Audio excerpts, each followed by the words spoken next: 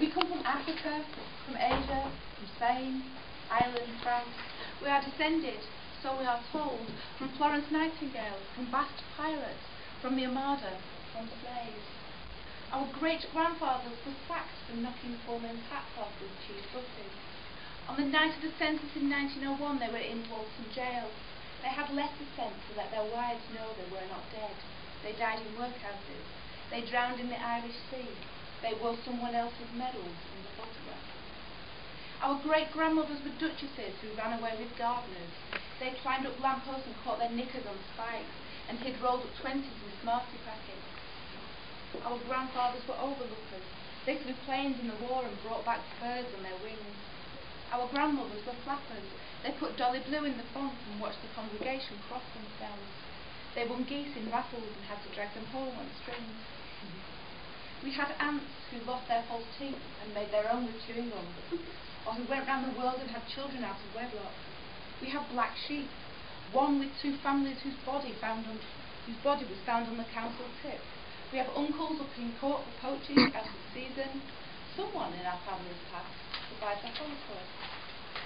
Our mothers were pessimists who survived Stalin's famine.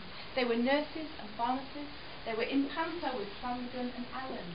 They were outgoing and free-spirited, would have been more adventurous given the chance. They just wouldn't button it when they knew they should. Our fathers would always laugh in a crisis. They were the quiet ones, the observers. In bad times we think about what they might have done. They blecked up like a minstrel and knew all the monologues, or were Rhodes scholars from Zambia. We grew up with perfect fathers we never knew. We are quiet like our grandmas and our dads. We got our dad's temper with the red hair gene. We make safe choices like our dads. They shaped our politics, teaching us that materialism is vulgar. We can sing like our great-great-grandfathers. We got our mums' dodgy knees. We are short-sighted like our dads. We are clever like them and good at history. We get our logical reasoning side from our mums. We have learned to be better at expressing affection like our mums. We had to learn to stand up for ourselves. Sometimes bullying made us stronger, enabled us to put up with more, but it damaged us too. We don't let our children waste their food. We are fussy eaters because of what we were forced to eat at school. We never learned to be happy with what we had. We take after women who fight for justice. Our friends, we even start using the same words. We have role models who we think up to. The people we work and live with make us act the way we do. There are wider cultural influences. Our choices are economically defined. We take after people in our dad's family we never even knew of. There are people we wouldn't want to be related to. Our grandfathers working us through our mums who never wanted us to have the childhood they had. We have no family other than our immediate family. Our world can collapse around us. We have dreamt of the grandparents and great-grandparents that we have never met. We only ever hear stories that are never about us. We are ourselves. We make choices. We have invented our own histories. Our sense of who we are changes with where we are. Other people see what they see. We've never believed we were born to be this or born to be that. The whole of our lives shaped us. We can't think of a single one of our families that we are like. We believe we are unique. We try to make choices, but it's difficult to have that level of understanding. As we get older, we can consciously make a decision, but what it is depends on our temperament. Some of us rebel, some of us acquiesce. We are different people once we are able to choose. We try not to end up like our parents, but we do. We adopt their characteristics as our perspective on life changes. When we find ourselves with children, it's our mother's voice that comes out of our mouth. Even away from them, we run along the same lines. Phrases are embedded in our subconscious. We gain our values from our forebears. If our parents let us discover ourselves, we can be someone totally different, but more like them than we realise. Our sons are practical like their fathers. They look just like pictures of us when we were young. Our daughters have their dad's laid-back genes. Their mannerisms are just like ours, mischievous monkeys. They hold their heads like our fathers, are volatile. They just get on with it, much like us. We have asked questions. How can a man with blue eyes be my father? How can green eyes pop up after generations? We wonder if our short legs are genetic or the result of rationing. We worry that we will be attracted to men like our fathers. We think that maybe the firstborn always take after their dads. Could our memories come through our DNA? Are our children tall because of what we feed them on? How can you undo what happens early?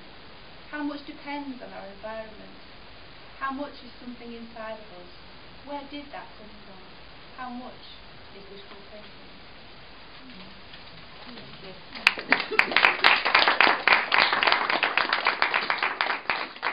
I'd like to say thank you to Helen and to Catherine for giving me this opportunity to read my poem. And just to say, and also to say that the tapestry looks really good. And just to say a couple of words about the poem. I attended the creative writing, the passing down workshop, found it very interesting. And the two things that occurred to me afterwards were kind of not really about my own heritage or history, which, you know, I did know about.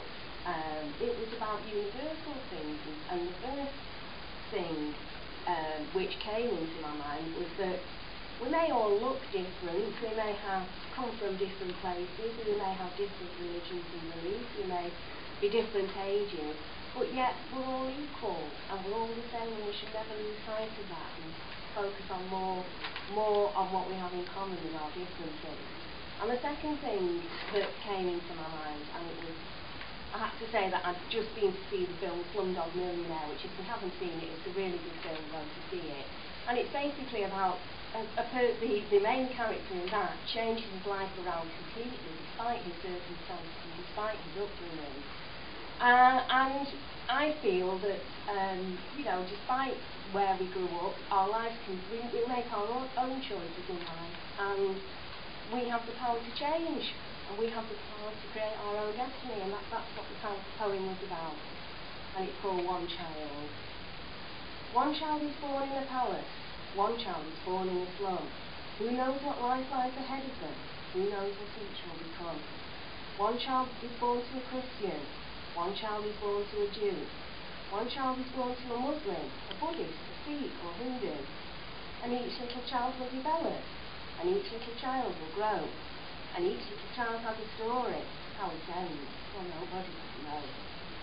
Our physical traits we are born with, the length of our nose or our chin, the colour of eyes predetermined, the colour of hair and skin. Yet though in some ways we are different, in many more ways we're the same.